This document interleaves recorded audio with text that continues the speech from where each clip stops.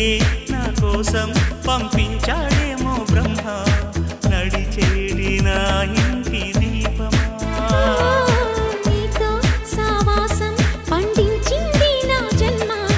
నూరేళ్ల నాలో సట కుంకుమ వెచ్చని శ్వాసల యౌవన గీతికి పల్లవి నువ్వంట పచ్చని ఆశల పువ్వుల తీగకి పందిరి నీ జంట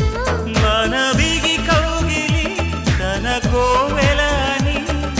కొలువుండి పోవాలని చేరింది